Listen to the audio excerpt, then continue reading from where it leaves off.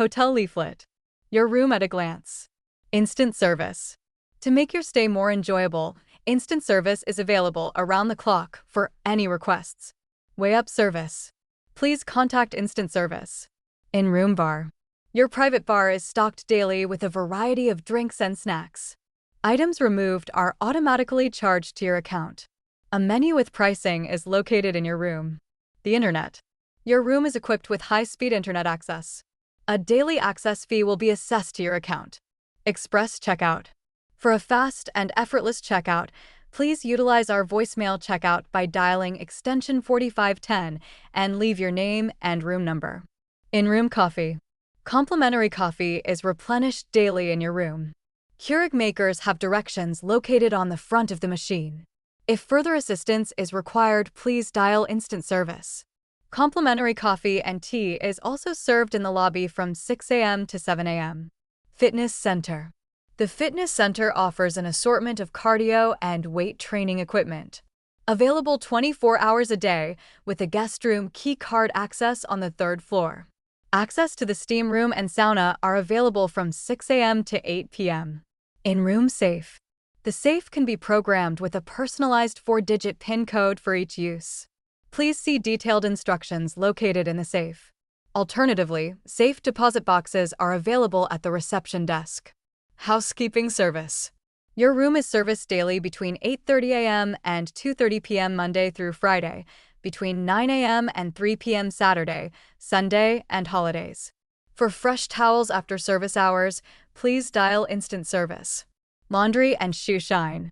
Please find instructions in your closet for laundry, pressing, and dry cleaning service. For shoe shine service, please contact instant service for pickup. Entertainment. For your viewing pleasure, we are pleased to offer a selection of pay-per-view movies and entertainment options. To view these and other options, press the menu button on the remote control. Welcome to the home of the future. The 2009 British Homes Awards challenged the industry to design a house that can adapt to different life stages. The participants were asked to rethink the construction and design of individual homes so that they were easily adaptable to less mobile inhabitants and also to create communities in which aging occupants could continue to enjoy shared amenities. The top design also had to be attractive to its potential buyers because the competition was put to the public vote. The winner, gaining 12,000 votes from Mail on Sunday readers, was the strikingly modern sunny side up, designed by Cosi Architects. Here are its 3 main features. 1. Upside-down house.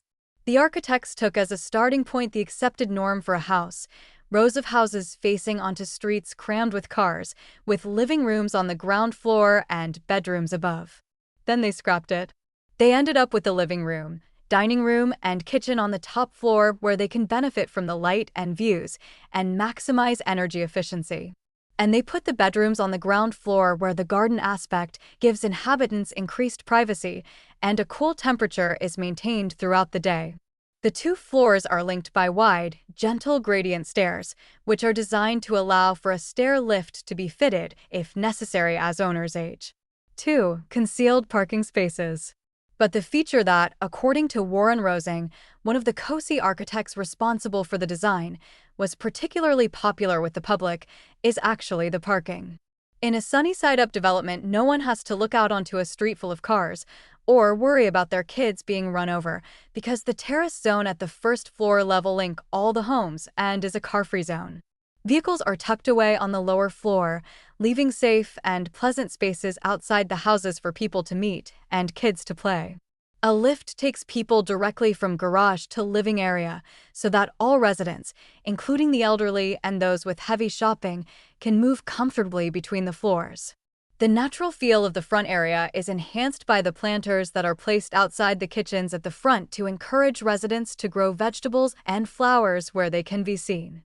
The idea is that not only would they look pretty, but they would be a talking point, encouraging interaction between residents on the terrace area outside. 3. Flexible spaces. But it's the fact that the space is designed to adapt to the changing needs, including the fluctuating income of its owners, that makes it a thought-provoking, as well as a winning, design. The lower floor bedrooms have separate outdoor access, so they can be easily let. The idea is that owners can get some extra money to pay for their mortgages during the first years. And later in the future, those bedrooms can be used as a granny flat or an office and can easily be converted into a separate one-bed flat if your kids won't leave home. And if more space is required, as well as the usual loft that can be converted, there is potential for a gallery floor to be inserted in the living room. 4. Where can you get one? At the moment, the Sunny Side Up house is still just a set of drawings. But Warren Rosing says, we are hoping to have it built. The organizers are in talks with builders, but due to the economic climate it may take longer than we would like. We're sure it will be worth the wait, they say. eBay tips for selling successfully. Text 1. Getting that first bid is critical, as buyers are more likely to jump in if there are already bids on auction. Buyers may lose interest if they assume an item is overpriced. Many successful sellers set a low opening bid to jumpstart bidding and increase their final selling price. Text 2. Specifying reasonable shipping and handling costs in your listing is essential for smart selling. eBay's free shipping calculator provides real-time shipping costs to buyers all over the world, so you can increase your chances of success. Remember that a long wait can be both boring and frustrating for customers. Text 3. Maximizing your item title is a must if you want to sell your product. Be sure to include keywords that buyers will search for, such as unique or descriptive attributes, and always check your spelling.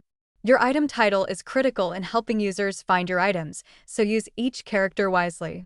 Text 4. A good description is concise, well-organized, and easy to read.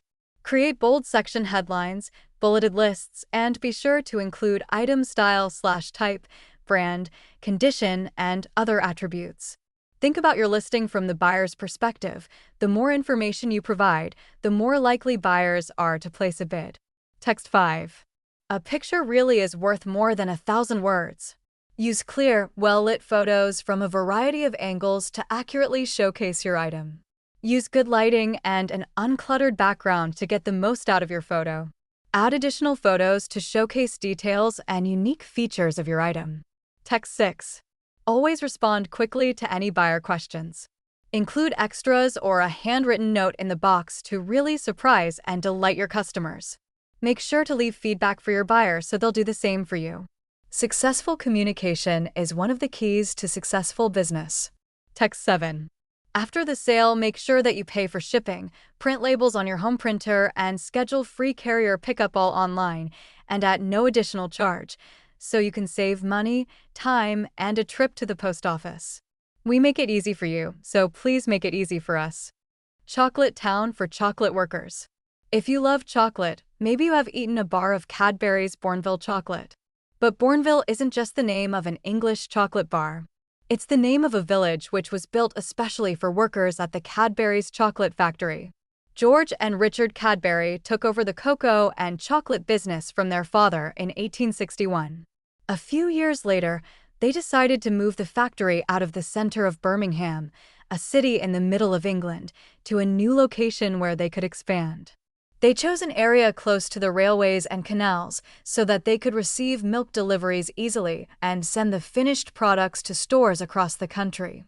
Here, the air was much cleaner than in the city center, and the Cadbury brothers thought it would be a much healthier place for their employees to work.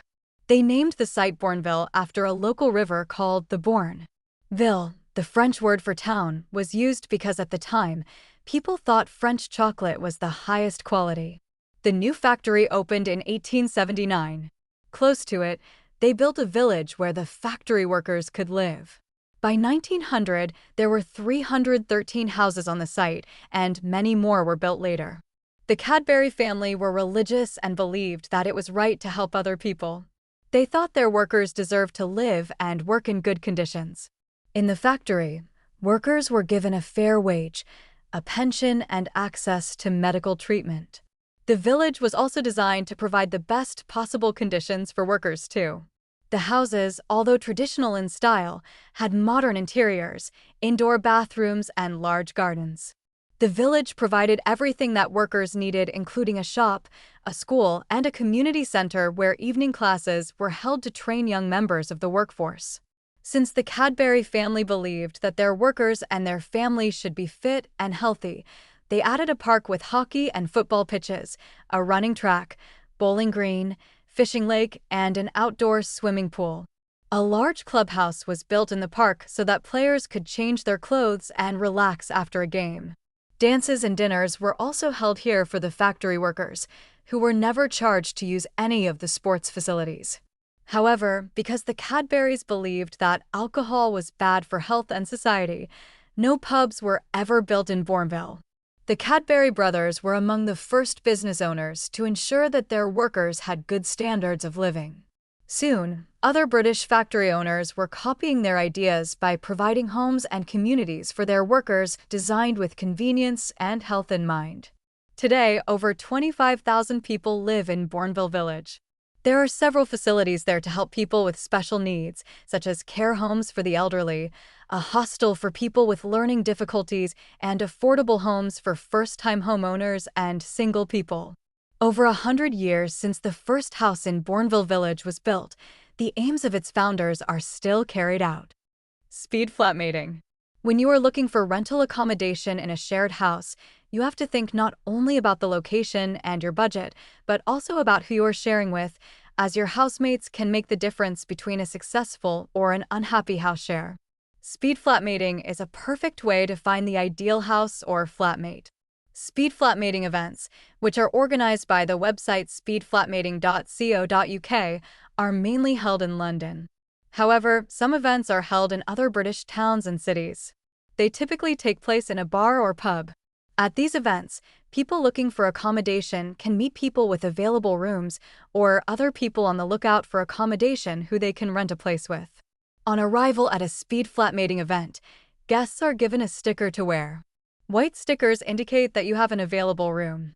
Pink stickers are for people who are looking for a room.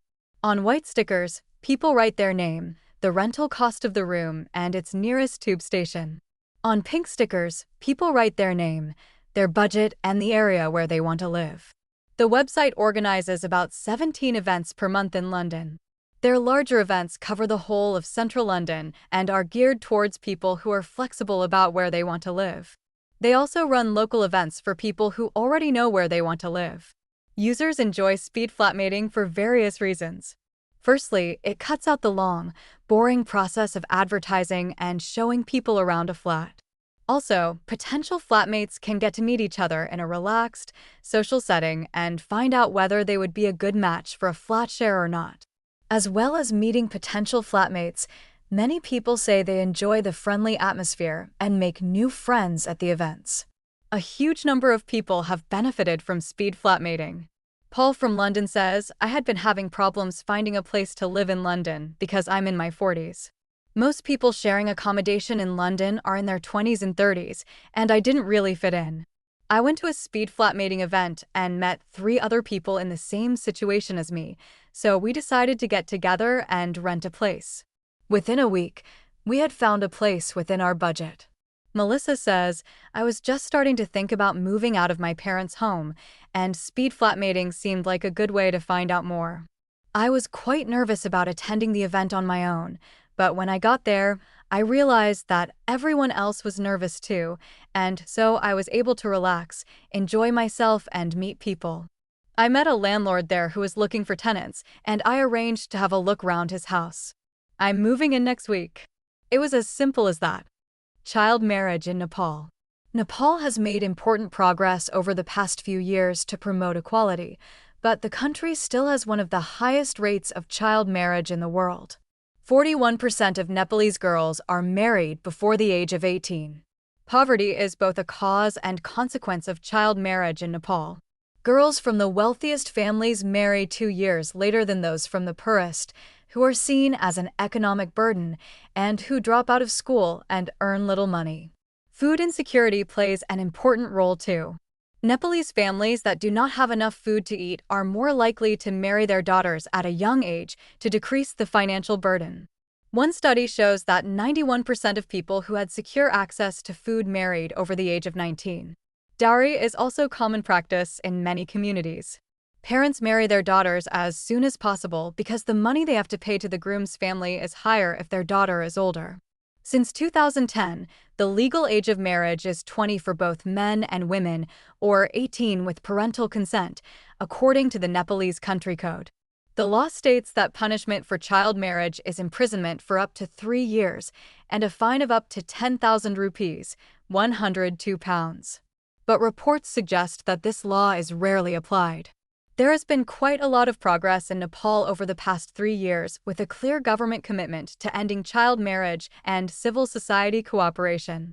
The Ministry of Women, Children and Social Welfare is currently developing Nepal's first national strategy on child marriage in collaboration with UNICEF Nepal and Girls Not Brides Nepal.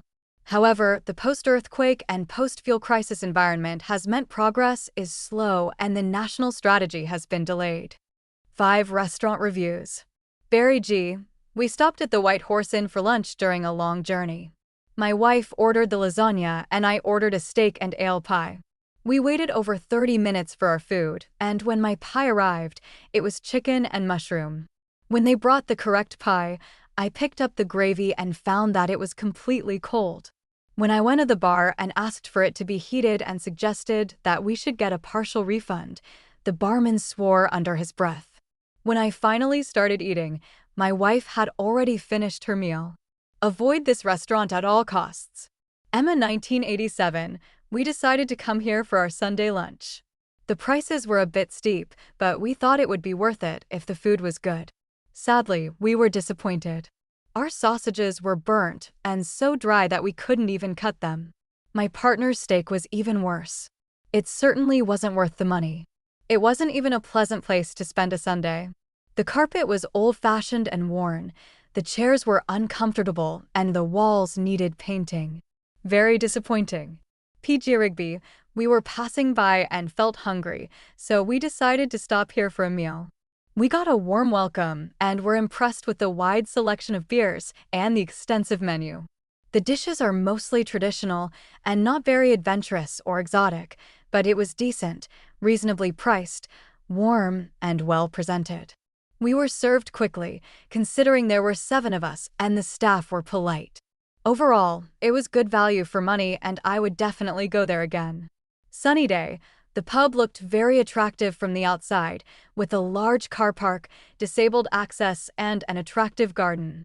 It's in a good location on the main road, and I imagine it attracts a lot of passing trade. However, if I was local to the area, I wouldn't come here regularly. Although the prices were typical, we didn't get very much for our money.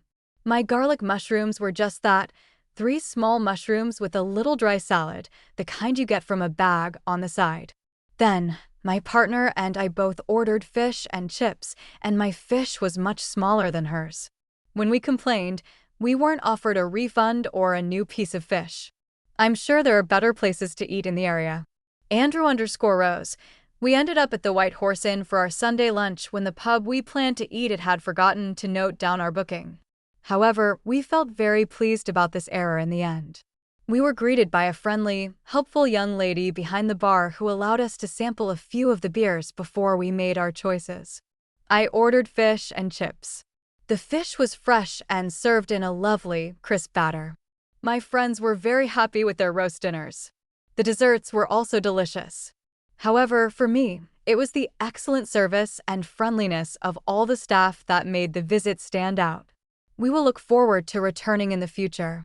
Learning English Forum. Your answer. Banjo_boy asks, I was in the USA on a language course last summer.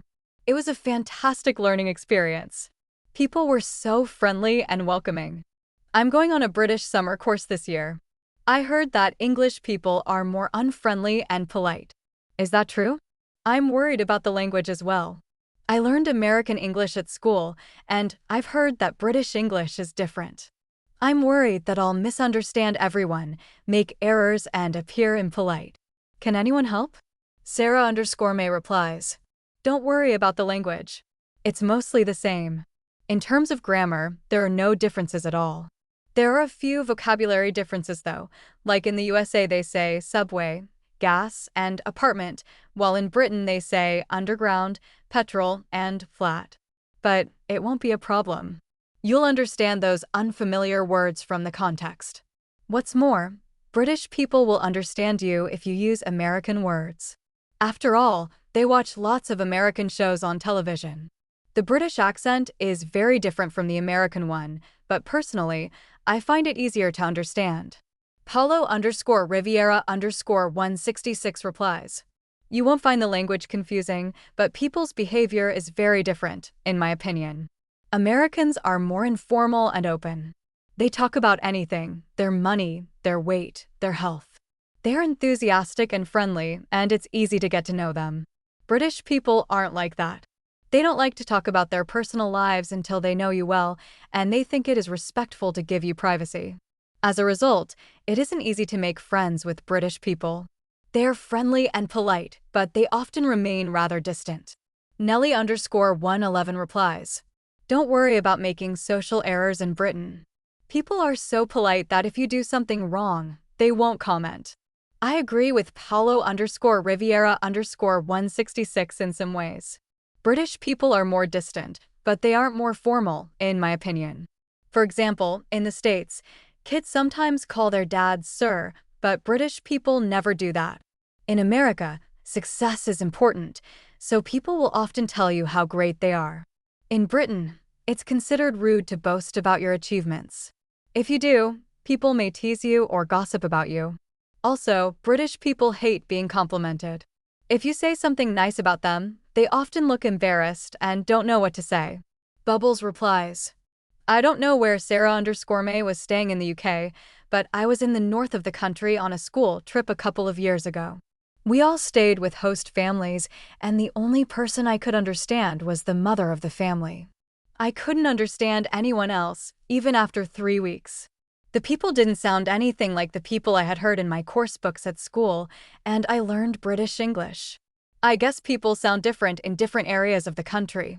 All I can say is, good luck, and if you don't understand someone, ask them to write down what they are trying to say. Active villagers.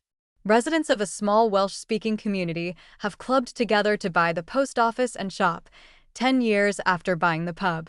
The people of Lithfean, Caernarfonshire were determined to prevent their village losing its focal point. 10 years ago they paid £40,000 for the pub, called the Victoria, and now they have helped to keep the shop open.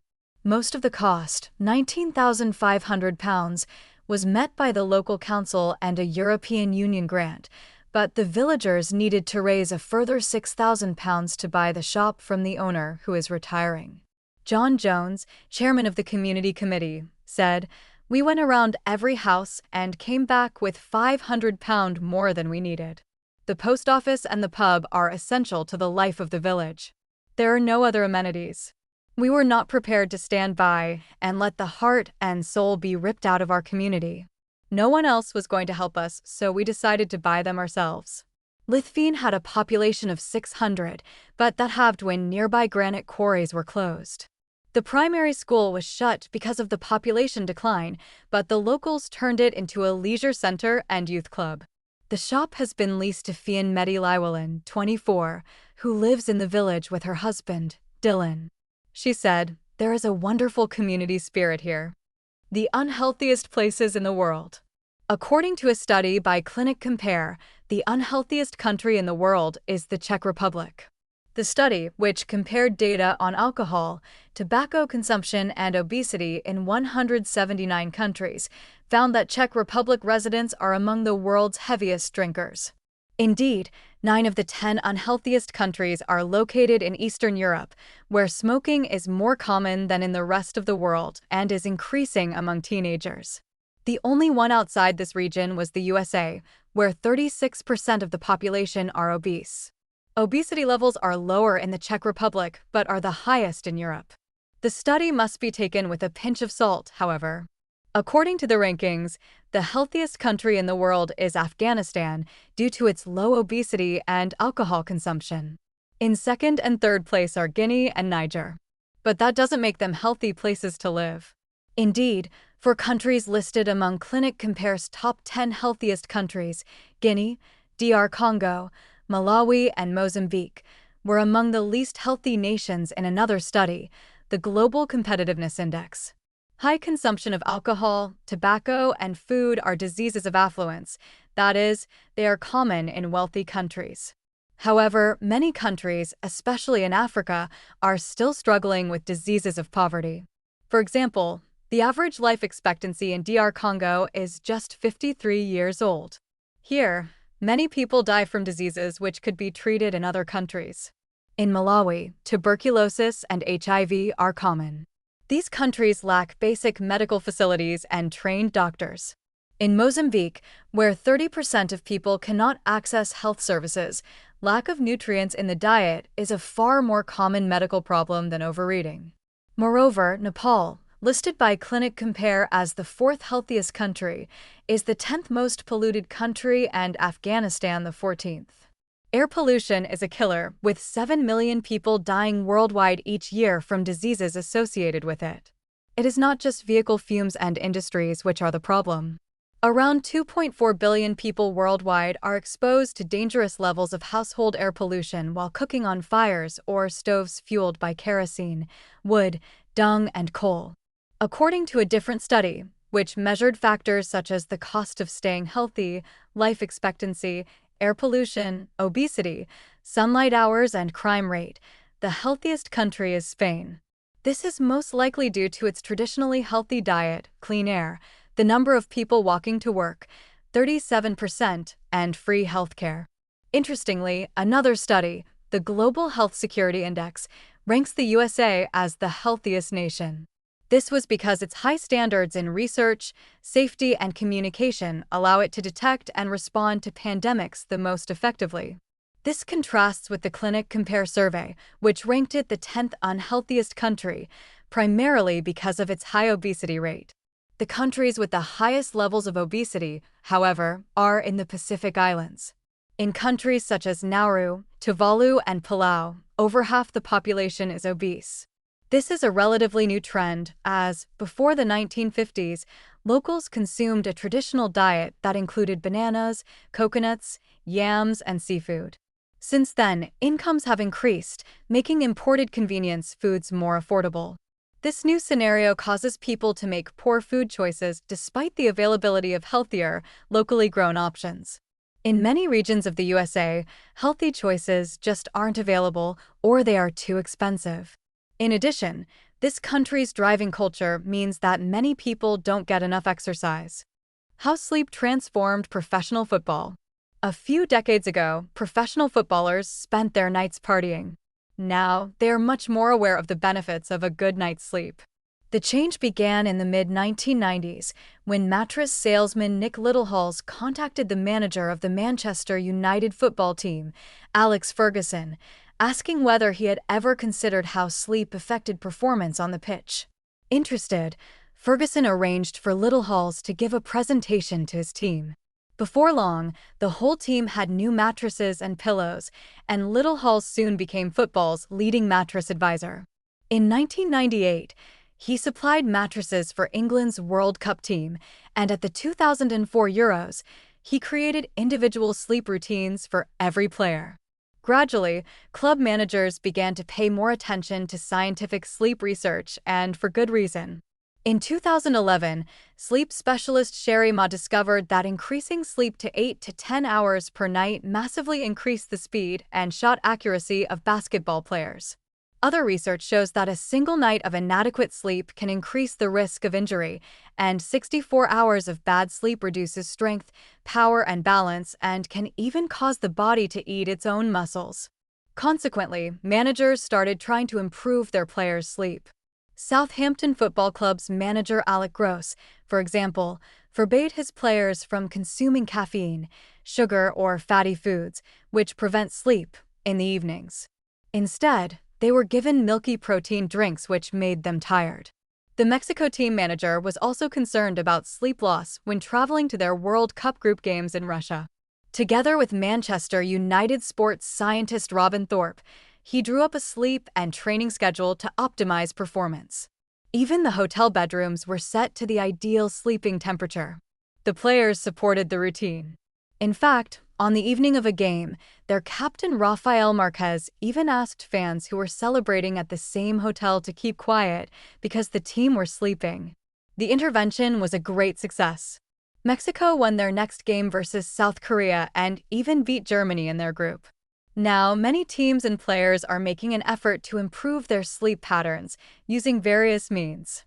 Manchester City player Sergio Aguero, for example, was finding it hard to sleep because his muscular body prevented his legs from closing when he lay on his side. He got a new mattress, which matched his height and weight, thus keeping his neck and back aligned in the night. Meanwhile, James Milner from Manchester City found it hard to sleep after evening games, so would play computer games into the early hours. As a result, he was too tired to train the following morning. Setting a routine with a late bedtime, early rise, and afternoon nap helped to fix this problem. Since these interventions are cheap and effective, even the less well-known teams can benefit. Brentford, for example, has the smallest budget in the Championship League. Even so, the club's head of performance, Chris Haslam, introduced wrist trackers to monitor players' sleep, and these have led to a clear improvement in players' attentiveness. Whereas in the past, playing after a party and a few hours' sleep was seen as a badge of honor, a good sleep is now considered an essential part of performance. The IG Nobel Prizes. Organized by the scientific humor magazine Annals of Improbable Research, AIR, the LG Nobel Prizes are presented by a group that includes genuine Nobel laureates at a ceremony at Harvard University's Sanders Theater. A parody of the Nobel Prizes, the IG Nobel Prizes are given each year in early October, around the time the recipients of the genuine Nobel Prizes are announced for 10 achievements that first make people laugh and then make them think.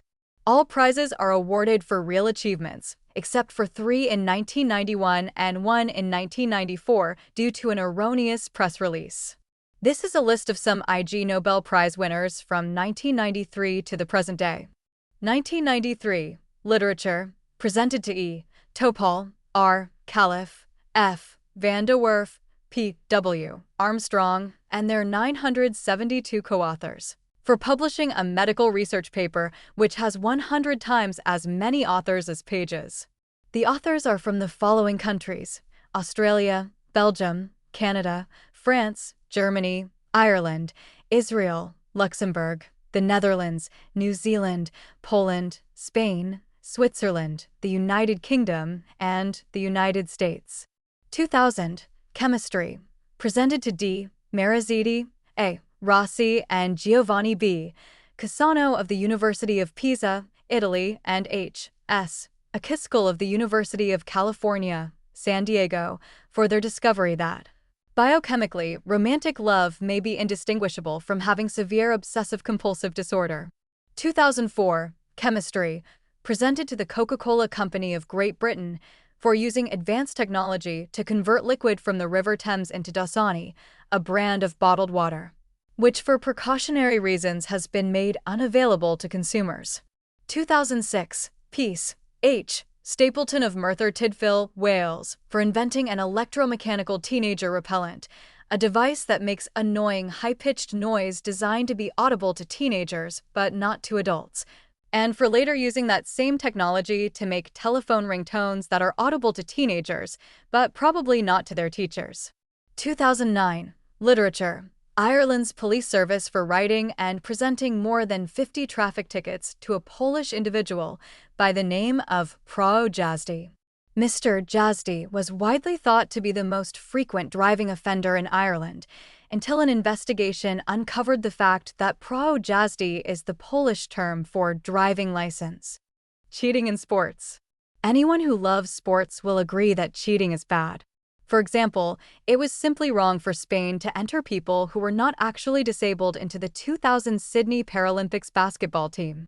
But sometimes, it is hard to draw a line between what is cheating and what is not. Many sports encourage players to be sporting, that is, to play honestly and accept when they lose. However, in sports, the prizes for winning are great, so it is natural for people to use different ways to win a game. Sometimes players cheat or bend the rules to get an advantage in a game. Gamesmanship is when you try to win a game by bending the rules or using dubious tactics. For example, when British team cyclist Philip Hinds had a bad start in a team race in the 2012 Olympics, He didn't want to let his team down, and since he knew that if a rider fell early, the race would be restarted, he crashed his bike on purpose. Britain went on to win gold. Other examples of gamesmanship are when players fake injuries or waste time. This might give them a chance for a short rest, or it could annoy their opponent and affect their concentration. For example, at the 2016 Rio Olympics, badminton player Carolina Marin screamed and shouted every time her opponent made a mistake. This affected her opponent's feelings, and people thought she behaved rudely. However, she won the gold medal without breaking any rules. When there is a gray area, it is the referee or umpire's job to decide whether cheating is taking place. However, players can take advantage of this situation because referees aren't perfect and can't see everything. For example, in cricket, if the ball hits a batter's legs, he is out, and most batters know when they are out, so they should leave the field immediately. However, few cricketers are sporting. They wait until the umpire tells them to go because they want to stay in the game, and the umpire might not see what happened. This isn't considered cheating. However, there's no denying that Diego Maradona cheated in the 1986 World Cup quarterfinals between England and Argentina. In that particular match, Maradona infamously scored a goal using his hand. The referee, who missed the incident, awarded the goal, and unsurprisingly, Maradona didn't question the decision. But the game of football, however, isn't always so forgiving of those who bend the rules, as Brazilian player Rivaldo knows. In the 2002 World Cup, he faked an injury during a match. Unlike Maradona, Rivaldo wasn't so lucky. He was caught out and was later fined, proving that the outcomes of such actions are not always in the player's favor. Sometimes, players might even try to lose on purpose. At the 2012 London Olympics, for women's badminton doubles, teams from China, Indonesia, and South Korea purposely played badly. They all wanted to lose because it would lead to an easier place in the tournament. Although none of the players broke any badminton rules, they were all disqualified for their poor sportsmanship. Where there are games, people will always try different ways to win. But is bending the rules the same as cheating? Or does it just make the game more interesting because sports competitions are not only about physical skills, but also about clever strategies? Actors who died on set. Brandon Lee. Brandon Lee, son of the famous martial artist and actor Bruce Lee, died in 1993 while filming The Crow. He was acting as the main character in a scene where his character gets shot, but no one knew that a small piece of a real bullet got stuck in the gun. When the gun was fired, the piece of the bullet came out and hit Brandon in the stomach. Even though doctors tried to help him, Lee passed away later that day. This accident made people think more about how to keep actors safe on movie sets. Vic Morrow. Vic Morrow's death happened during the filming of Twilight Zone, the movie, in 1982. He portrayed a character in the Vietnam War. In this scene, Morrow was carrying two child actors across a river while being chased by a helicopter. During filming, explosives were used, causing the helicopter to crash in the river. As a result, Morrow and the two young actors lost their lives immediately, and 6 passengers on board were injured. During the investigation, the film director was found guilty of having children working near explosives illegally. John Eric Hexum. The accidental death of John Eric Hexum occurred on the TV show Cover Up in 1984. During a break from filming, the actor was playing with a gun used in one of the scenes, pointing it at his head, and pulled the trigger as a joke. Even though the gun did not have real bullets, the force was strong enough to hurt him badly. A piece of bone from his head went into his brain. He was taken to the hospital immediately, but despite emergency surgery, he was pronounced brain dead 6 days later. Roy Kinnear. Roy Kinnear's tragic accident took place while he was filming The Return of the Musketeers in 1989. During a scene with horse riding, Kinnear fell from his horse and broke a bone near one of his hips. Despite the severity of his injury, Kinnear was determined to continue filming and completed his scenes. However, his health conditions got worse and ended up affecting his heart. Sadly, Kinnear passed away from a heart attack caused by these complications. Steve Irwin. Steve Irwin, known as the Crocodile Hunter, was working on a documentary called Ocean's Deadliest in 2006 off the coast of Queensland, Australia, when tragedy struck. While filming a segment about dangerous fish, Irwin approached a stingray, a type of flatfish with long, sharp tails, in shallow water. The stingray felt it was in danger and attacked the man. The fish had used its sharp tail to poke Steve Irwin in the chest, and the pointy part went into his heart. His crew and emergency services tried to save him, but Irwin didn't survive. His sudden death shocked the world and left millions of fans upset for the loss of a man who was truly passionate about the natural world. Memorabilia. What's the thrill?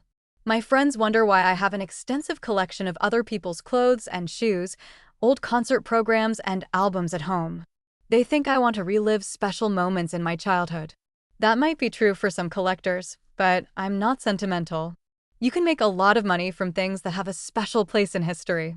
Sports equipment like balls and shoes that were used in a great match, props from popular movies, clothes worn by famous people, and first editions of books are all valuable, especially if they are signed. There are a few different ways you can find this sort of memorabilia. First, you can buy it at an auction. It's expensive, but if you are lucky, it will be worth it because memorabilia can suddenly increase in value, and you could make a lot of money. For example, a baseball signed by Babe Ruth sold for over $77,000. In 2017, just 4 years later, a similar one sold for $180,000, over twice as much. Imagine if you had enough money to buy that. I can't possibly buy that kind of memorabilia, but it is possible to buy part of it. Some companies look for rare items from around the world that they think will increase in value. People can buy a share of the memorabilia and buy and sell their shares over time. That's a great way to make money without spending a fortune, and for a little while, you can be the part owner of a piece of history, although you can't take it home. If your goal is actually to own memorabilia, you can find some interesting items in secondhand shops. Sometimes, an old collector dies, and their spouse gives away their possessions without realizing their value. You could also try to predict who will become famous in the future. Getting some shoes or a ball signed by someone who isn't famous yet is not too hard. Then you just have to wait until they do something spectacular. Then you have something really valuable. That's how I got a signed tennis racket from one of the world's top players. I have been tricked before, though. I bought a signed record online a few years ago. A few years later, I tried to sell it at an auction house. When I gave it to the auctioneer, he rubbed the signature with his finger. It was smooth, not bumpy, so he knew it wasn't done with a pen. Someone probably printed it on. That was a pity. I'm also always careful to keep my memorabilia in perfect condition. You can't just put it in a cupboard and leave it there. I once left some old concert programs in a cupboard and the paper curled and changed color. Now I use special packaging and equipment to make sure the room doesn't get too hot, cold, or damp. It isn't cheap, but you need it if you are serious about collecting. Of course, I never know which memorabilia will become valuable and which will not. I had some signed shoes from a great young basketball player, but then he had a bad injury and quit, so those shoes will probably never be worth much. Plus, the value of memorabilia goes up and down. A t-shirt signed by a popular celebrity could be worth a lot now, but its value might have halved in 5 years' time when that celeb is no longer famous. A town that lives in one building. Located in the beautiful state of Alaska, a little town called Whittier is tucked away in a picturesque area surrounded by mountains and the ocean. This hidden gem is hard to reach. The only ways to and from Whittier are either by ferry or through a one-lane tunnel that cuts through the mountains. This tunnel is unique because it is shared by both vehicles and trains, necessitating a precisely managed schedule to accommodate both modes of transportation and both directions of traffic. Whittier's economy thrives on its port, the town's main source of employment, where cargo ships drop off their containers for rail transportation across Alaska. The town also has a grocery store, a museum, 2 hotels, and various other job opportunities for all its citizens: police officers, municipal workers, educators at the local school, and marina staff. Tourism has grown over the last few years to become an alternative source of income, drawing visitors to attractions such as the Anton Anderson Memorial Tunnel, glacier jet ski tours, and scenic boat excursions that offer breathtaking views of marine wildlife and icebergs. But the most fascinating aspect of Whittier is perhaps the fact that nearly all of its 200-odd residents live under the same roof. The Beechich Towers, a 14-story building, is more than just an apartment complex. It's a self-contained town. The harsh winter weather helps to explain the convenience of this unusual way of living. Whittier's winter months are known for their heavy snowfalls and fierce winds. By having all the necessary facilities and services in one building, the residents don't have to brave the cold weather every time they need to run an errand or go to church. Not even the children need to step outside to attend school, which is in an adjacent building connected through a tunnel. It's an ingenious solution that makes life in such an extreme climate much more manageable. However, the origins of Whittier's unique living situation date back to the early last century when the area was chosen for a military base. Shielded by towering mountains and situated by a bay with unfreezing waters, this location offered an ideal strategic position. Initially, wooden camps housed the soldiers, but as the need for more permanent structures grew with the increasing population, two significant buildings were erected: the once largest building in Alaska, the Buckner Building, and the Beechich Towers. The construction of the tunnel in the 1940s, intended to provide railway access, marked Whittier's transformation into an essential cargo and passenger port. After the military left in the 1960s, the Buckner Building was abandoned, and the Beechich Towers became the main residential and communal space for the town's inhabitants. Nowadays, Whittier's residents just need to hop on the elevator to go grocery shopping, visit the police station, or eat out, though in this case, eat in might be more accurate. There's even a health clinic, which is far from being a hospital, but more than enough for minor ailments. In essence, everything the residents may need is a few steps away from their homes. Living in Beechich Towers offers a sense of community and convenience that is hard to find elsewhere. The close proximity of homes and businesses fosters a strong bond among the residents. Whether they're sharing a cup of coffee at the cafe on the ground floor or attending a community meeting, the people of Whittier have created a unique and supportive environment. Whittier might be small, but it's a remarkable example of adaptability and community spirit. Its single-building town, surrounded by Alaska's breathtaking landscape, is a testament to human ingenuity and resilience. Adopting a child. Adopting felt like the right choice for my husband and I. It wasn't because we couldn't have a baby by ourselves. I didn't get pregnant naturally, but we could have tried IVF. But I was worried that doing so would affect our relationship. We had always aimed to do things together and share responsibility. But that's not possible when it comes to pregnancy and IVF. Plus, my husband's mother was adopted, so it didn't seem an unusual thing to do. Since then, I've realized just how many kids are in care, looking for homes and families, and I know it was the right choice. Parents interested in adoption have to go through an in-depth training course. They not only learn about the experiences of kids in care, but also they study their own lives in detail. It's an emotional process because you remember all sorts of issues from your past that you'd rather not think about. But it teaches you a lot about yourself and your partner. Afterwards, you are far more prepared to deal with family issues than people who become parents naturally. The adoption agency encouraged us to specify what sort of child we wanted to adopt regarding their sex, age, appearance, health, educational ability, hobbies, and so on. We didn't feel comfortable about that because we would have been happy to provide a home for any child who needed it. But their reasoning was clear. The better the child meets the parents' expectations, the more likely it'll succeed. Our training had taught us that we had certain expectations of family life, so we followed their advice and came up with a list. We had to have an interview in front of a large panel of social workers to be accepted as potential parents. We did everything we could to prepare for that. We even volunteered with a local youth group to get experience with children, as we didn't have any nieces, nephews, or friends with kids. As soon as they'd come to a decision, a positive one, our social worker brought out a file with information about kids currently in care. We started to put documents into piles: yes, no, and maybe. We got further information about 3 of those kids, and one stood out for us both. He was 6 years old, which is quite old among children who are up for adoption.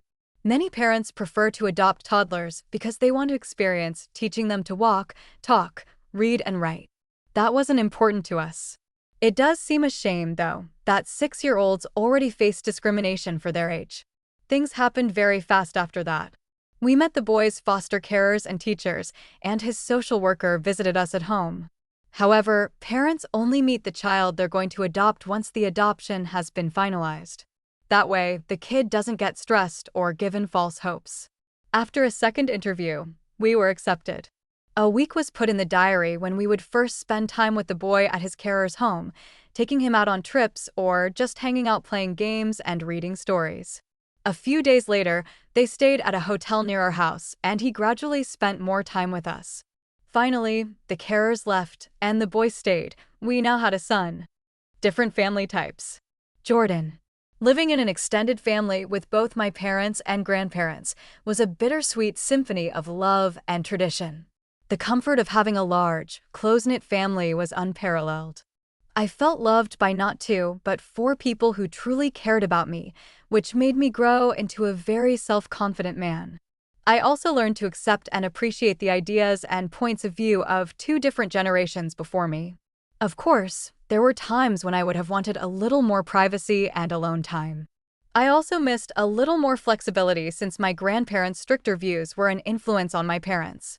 But despite these occasional frustrations, the warmth and support of a multi-generational home, filled with laughter, debates, and shared meals, enriched my life in ways I wouldn't trade for anything. Ashley. I have 2 moms and wouldn't change that for the world. I have a great, and different, relationship with both of them. But dealing with other people's attitudes has been hard sometimes. I remember when I was young, I wanted to invite a friend to sleep over, and she wasn't allowed to do so for a while. Finally, her parents said that she could, but only if my mums promised not to kiss in front of her. I was also teased a lot at school, and Father's Day was always an awkward time.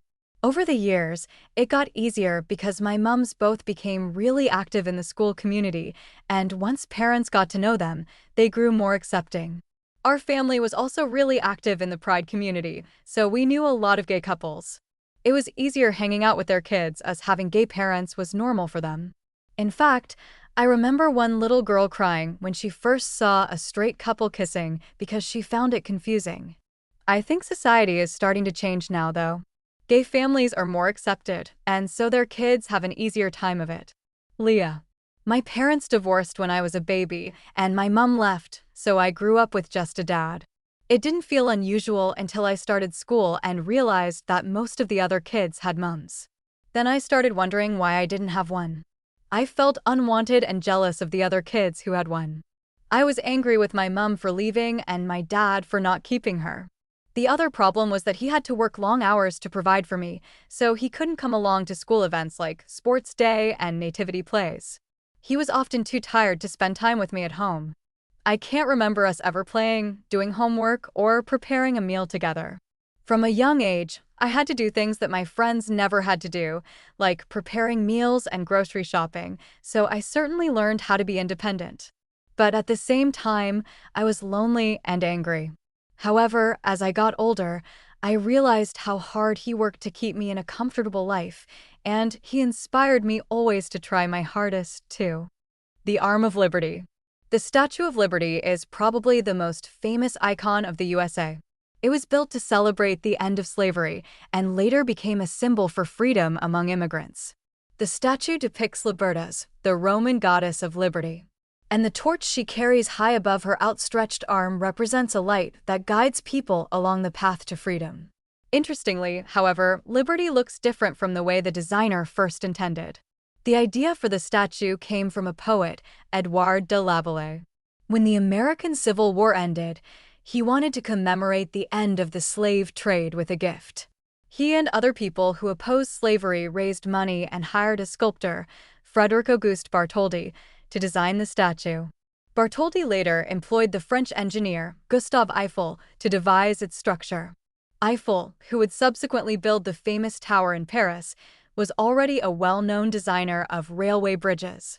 So he knew how to build robust structures that are flexible and safe in strong winds. This feature was necessary because the winds in New York Harbor are extremely strong. Today, the top of her torch swings over 15 centimeters when the wind is blowing at 50 miles per hour. Eiffel designed the statue to be built around a massive metal skeleton, similar to the Eiffel Tower. Huge pieces of copper were fixed onto this to form its shape. Until recently, 2 copies of the plans were believed to exist. But recently, a third copy was discovered, which revealed some interesting information. In 2018, a map dealer bought some historic papers at an auction in Paris, which included original plans, calculations, and drawings of the statue. At first, the documents were too fragile to read. But after special treatment, the papers clearly showed that Eiffel's plans had been changed by Bartholdi with red ink. Liberty's arm, which was thick and vertical in Eiffel's drawing, was adjusted to be slimmer, less upright, and generally more attractive than Eiffel's design. The changes in the plans are dated July 28, 1882, after the construction of the tower had begun. We don't know what Eiffel thought of Bartholdi's changes. By then, Eiffel was working on other projects, and only his assistants were working with Bartholdi in New York. Maybe Bartholdi thought he could make the changes because Eiffel was not there and would not complain. However, the changes made the arm not only more attractive but also weaker, which has created problems over the years. At first, visitors could climb a ladder to the torch in Liberty's arm, but in 1916, there was an explosion on a nearby island. It damaged the statue and made it unsafe, and the stairway to the torch has been closed ever since. During restoration work in the 1980s, engineers noticed that the structure inside Liberty's head, shoulders, and arm were different from how they were shown on Eiffel's plans. They thought that the builders had made mistakes, but some historians believed that Bartholdi had changed Eiffel's design. The newly discovered papers confirm those theories. Curriculum vitae, tips that can help. 6 out of 10 CVs, which are prepared by information technology professionals, fail to meet the basic standards and are turned down without even being read fully, according to a recruitment company. As a consequence, thousands of candidates are excluding themselves from attractive job opportunities. Although the company handles over 60,000 CVs per year, it estimates that at least 60% would not be admitted if they were sent directly to potential clients due to basic errors. The company marketing director said, "Sadly, it's often the most highly qualified candidates whose CVs are so poorly constructed that they are literally dead on arrival." Attractive job opportunities in the IT industry often generate intense competition, and there is often little to choose between the candidates. Advice on the presentation format of CVs in relation to the requirements that they are being submitted for should be an industry standard so as to add real value to the candidates that you are representing and indeed to fulfill your professional obligations to your clients. Writing a CV can be extremely difficult, and too often a CV turns out to be a generic overview, including a lot of information that is irrelevant. People should remember that an employer typically spends between 15 and 30 seconds scanning each cove, and you have that one chance to make an impression. A good CV is more than just documentation of your career path. It is a marketing tool designed to present your professional career experience according to the new job specification. It should also include details of past professional successes that effectively demonstrate your ability to undertake the job responsibilities outlined. Underwater search for lost love. Yasuo Takamatsu met Yuko in 1988. Yasuo was a soldier and Yuko worked at a bank in Inagawa, Japan. They quickly fell in love. Yuko was gentle, modest, and enjoyed classical music and painting. On Friday, March 11, 2011, Yasuo drove Yuko to the bank. Later that day, a powerful earthquake hit the city, followed by a tsunami warning. Yasuo was at a hospital with his mother when the earthquake happened. The main roads to Inagawa were blocked. He was driving back on the small back roads when Yuko texted, "Are you okay? I want to go home." The tsunami reached Inagawa at 3:20 p.m., destroying buildings and killing people. The next morning, soldiers arrived to search for bodies. Yasuo searched for Yuko every day from morning till evening until June when he started a new job. Then he searched on weekends, always hoping not to find Yuko's body. A month after the tsunami, Yuko's pink flip phone was found in the bank's parking lot. An unsent text from 3:25 p.m. read, "So much tsunami." Yasuo knew she had been alive until then. Other bank employees' bodies were found later. One was found 6 weeks after the tsunami, another in September 2011, but Yasuo still searched for Yuko.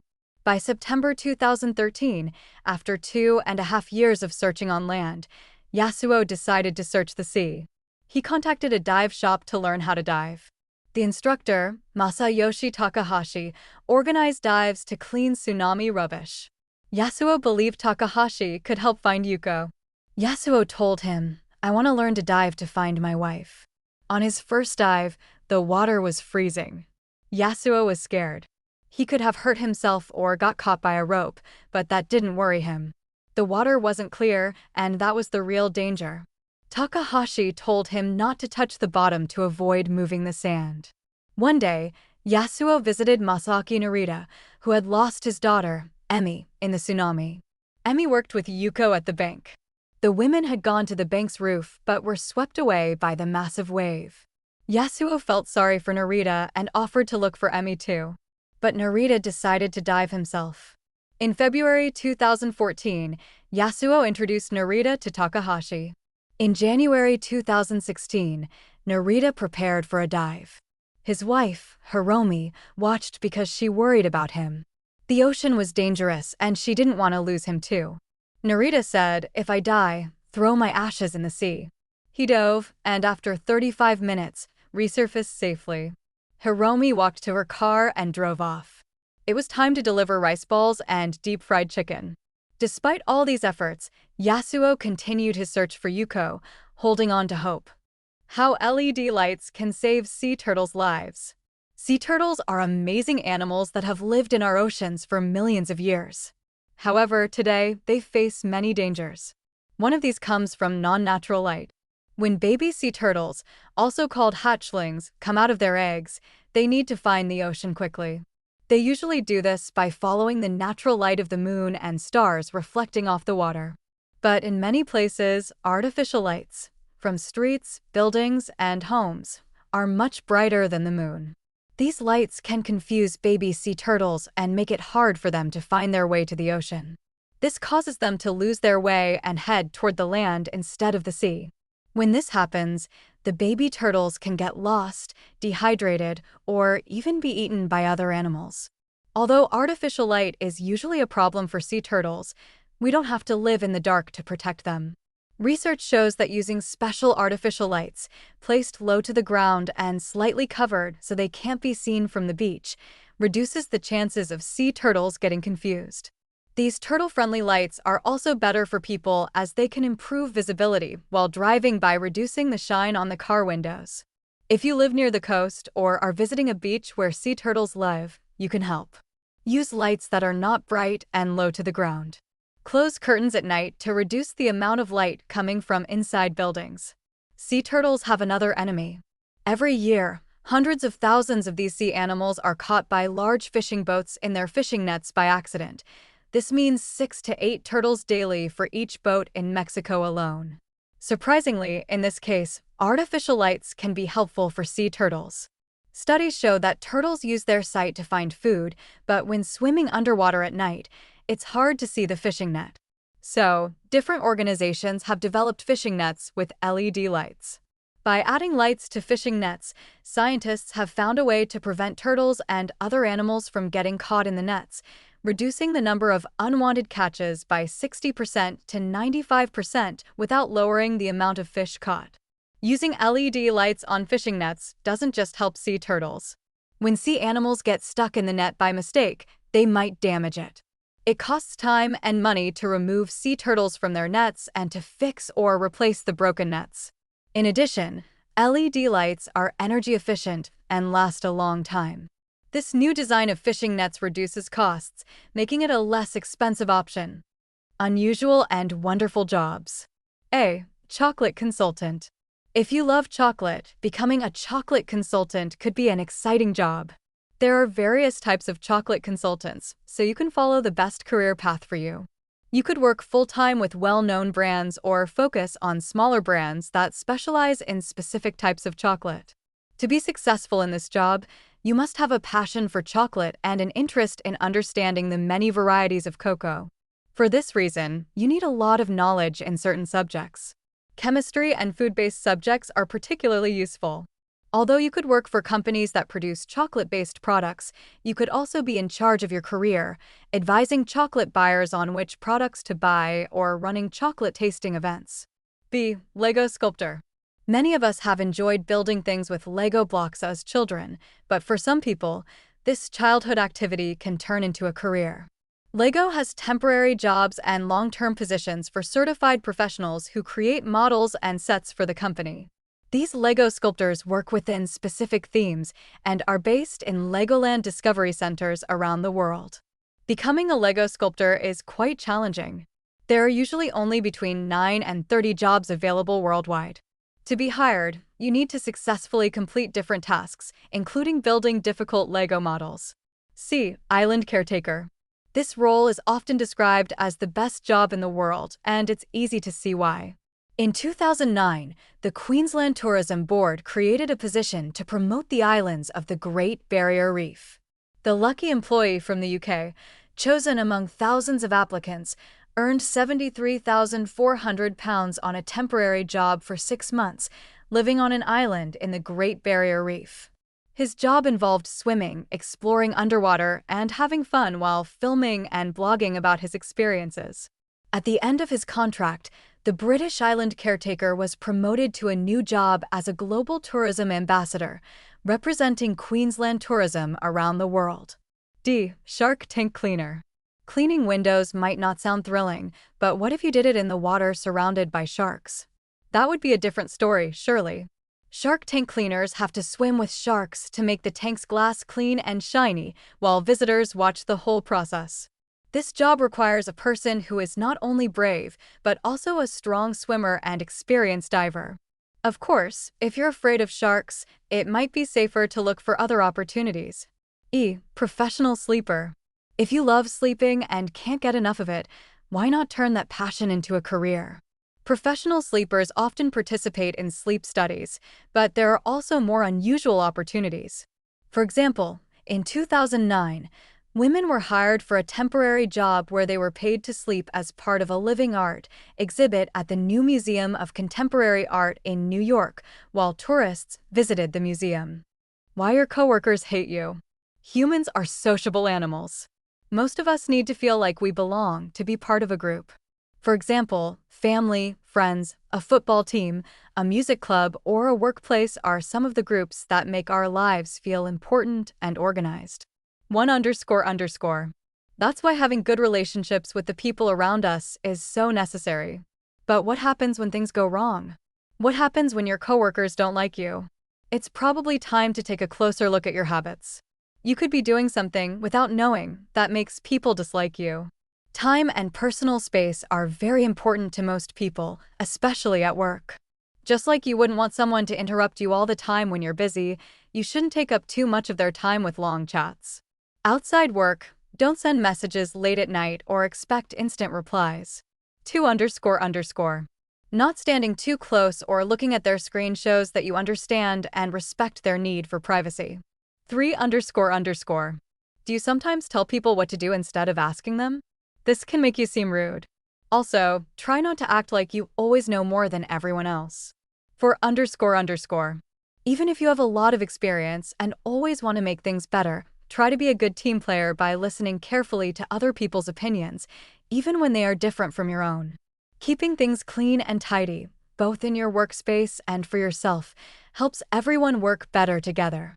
Nobody likes to work with someone messy. 5__. Everyone should feel comfortable to use shared spaces, like kitchens and meeting rooms, so remember to clean up after yourself. 6__. You don't need to be perfect, but things like bad breath or dirty clothes can make colleagues want to avoid you. But sometimes, the problem isn't you at all. Some coworkers dislike people who are popular or successful because they want to be just like you. They might even worry about losing their job because they aren't as good as you. 7___.